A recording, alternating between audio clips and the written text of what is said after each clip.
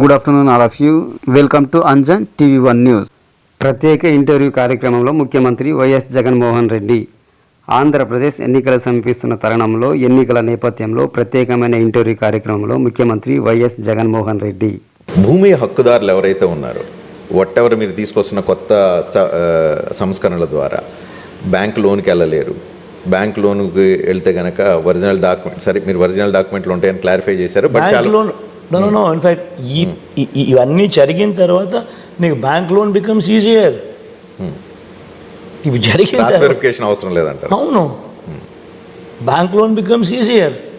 నువ్వు క్లీన్ టైటిల్తో, క్లియర్ టైటిల్తో, గవర్నమెంట్ గ్యారంటీడ్ టైటిల్తో, ఇన్సూరెన్స్ కూడా నీకు వచ్చే టైటిల్తో నువ్వు పోయి ఏ బ్యాంక్ దగ్గరికి పోయి టైటిల్ ఇచ్చినా కూడా ఐ మీన్ అంత క్లియర్ టైటిల్స్ బ్యాంక్లో నువ్వు ప్లజ్ చేస్తూ ఉంటే banker will be more than happy. So ఈ పర్టికులర్ ఇష్యూ ఇప్పుడు ఎలక్షన్ ఎజెండాగా మారిపోయినాయి. కొన్ని గంటల్లో ఎలక్షన్ పోలింగ్కి వెళ్ళబోతున్నాయి. ఈ తరుణంలో ఓటర్ల మీద ఈ అంశం ఎంత ప్రభావితం చూపుతుంది? ఈ సందర్భంగా ఓటర్లు ఎవరైతే ఈ అంశాన్ని బేస్ చేసుకొని ఎవరైనా ఆలోచన చేస్తే వాళ్ళకి ఏం క్లారిఫికేషన్ ఇవ్వదలుచుకున్నారు? చంద్రబాబు నాయుడు అనే వ్యక్తి ఒక మోసపూరిత మనిషి. అందుకనే ఈ ఎలక్షన్ కమిషన్ కూడా ఆయన మీద కేసు పెట్టింది.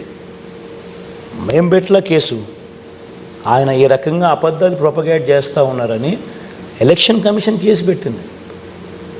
ఈ ల్యాండ్ టైటిలింగ్ యాక్ట్కి వీళ్ళు వ్యతిరేకిస్తున్నారు.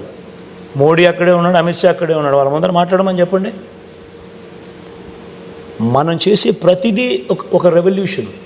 దేశం మొత్తం మనల్ని ఫాలో అవుతుంది. రేపొద్దున మనం తీసుకొచ్చే చదువుల విప్లవం కూడా, మార్క్ మై వర్డ్, దేశం మొత్తం ఆంధ్ర మోడల్ ఫాలో అవుతారు. మనం తీసుకొచ్చిన వైద్యంలో తీసుకొచ్చిన రిఫార్మ్స్ దేశం మొత్తం ఫాలో అయ్యే పరిస్థితులు కూడా వస్తాయి.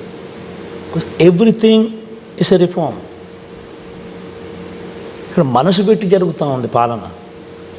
సొల్యూషన్ ఇవ్వడం కోసం తాపత్రయపడుతూ అడుగులు వేస్తారు. 175, 25 పార్లమెంట్లు, 175 అసెంబ్లీలు అంటున్నారు. సో కాన్ఫిడెంట్గా చెప్తున్నారు, కానీ రియలిస్టిక్గా ఎన్ని వస్తాయని ఎందుకు రాకూడదు అని అడుగుతాను నేను. ఎందుకు రాకూడదు అంటున్నారు? ఎన్ని వస్తాయని నేను అడుగుతున్నాను. ఎందుకు 175 రాకూడదు అని అడుగుతా ఉన్నాడు నేను. So including Kuppam, including Mangalagiri, why not? Even Pithapuram, why not? 175కి 175, వై నాట్?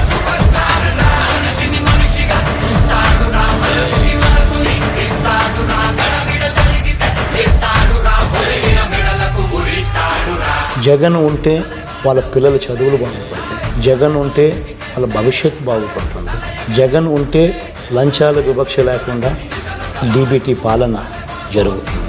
జగన్ ఉంటేనే, జగన్ కొనసాగితేనే పథకాలన్నీ కూడా కొనసాగుతాయి. మరి ఇన్ని మంచి ఉన్నప్పుడు వై నాట్ 175?